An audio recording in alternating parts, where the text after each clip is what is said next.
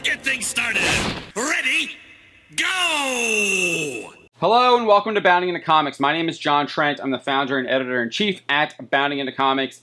And today we're going to be talking about part 2 in our ongoing series, listing out the most ultra cringe moments from modern comic books.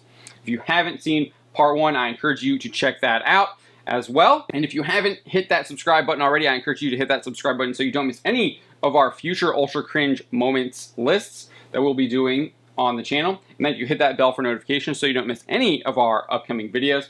And if you are already subscribed, please make sure you are still subscribed because YouTube does like to unsubscribe people. So let's just get right into this. Number 1, Riri Williams.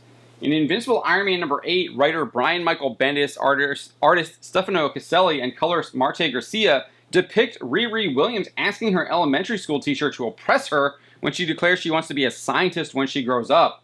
Bendis literally has Williams tell her teacher, quote, "You're supposed to tell me nursing and teaching are noble professions and that people like me don't get to grow up and be scientists." In response to the teacher indicating that she, quote, "can do whatever you want," Williams says, "I was kind of hoping you'd tell me the opposite so I would have something to inspire me to prove you wrong." The teacher eventually caves to Williams' demands to be oppressed by telling her, "You'll never be Tony Stark." This then inspires Williams to be Tony Stark, quote, "except for that weird facial hair." How did this even get past an editor? Seriously, ultra cringe, never should have made it to print. Number 2, Mockingbird.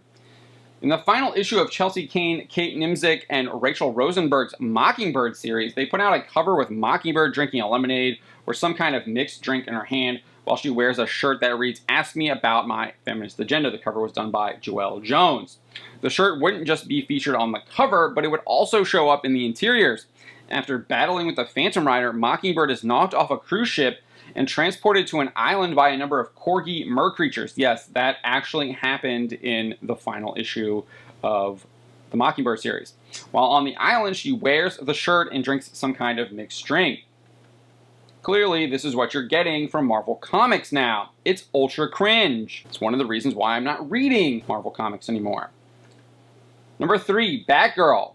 In Batgirl number 50 by Cecil Castellucci with art by Emanuela Lupacchino, Wade Von Grawbadger, Mick Gray, and Scott Hanna, and colors by Jordi Belair, Batgirl, aka Barbara Gordon, appears to join Gotham's version of Antifa.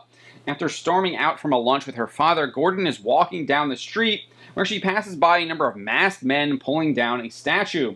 She then takes in what appears to be a rowdy protest, as you can see a smoke grenade fizzling out at her feet. And then Gordon is shown joining the group of violent protesters that appear all too similar to the actions of Antifa throughout the presidency of Donald Trump. Just absolute cringe. Number 4, Absorbing Man.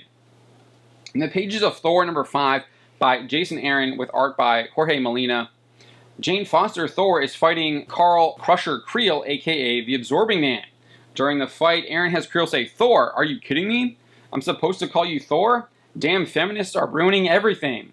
He adds, "You want to be a chick superhero? Fine, who the hell cares? But get your own identity. Thor's a dude, one of the last manly dudes still left.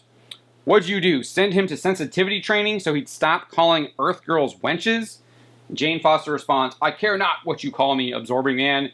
Just be certain to inform your new cellmates that 'twas a woman who returned you to prison." Then Jane Foster Thor punches him in the jaw and thinks to herself, "That's for saying feminist like it's a 4-letter word, creep. And also, you know, for the robbing." This is the modern day Marvel comic superhero. Ultra cringe. Number 5, Boar. In the pages of Angela Queen of Hell number 4, writer Marguerite Bennett and artists Kim Jacinto and Israel Silva censor Boar's words in the dialogue as he battles Angela. Bennett has Boar say, "What horse-spawn slattern is this? Depraved whelp that slithered from the legs of..." And then it's censored and it reads, "Nope, too gross, sorry."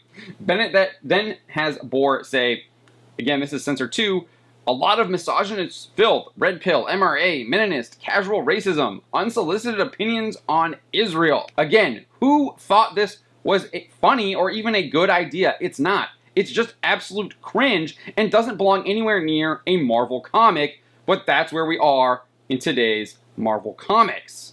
This is what you get. Ultra cringe. And that's it for part 2 of our ultra cringe moments from modern comic books. Be sure to check back next week for part 3, where we will have even more ultra cringe moments, because modern comic book creators and modern comic book publishers can't help themselves but continue to include ultra cringe moments in all of their comic books. My name is John Trent, and you've been watching Bounding into Comics.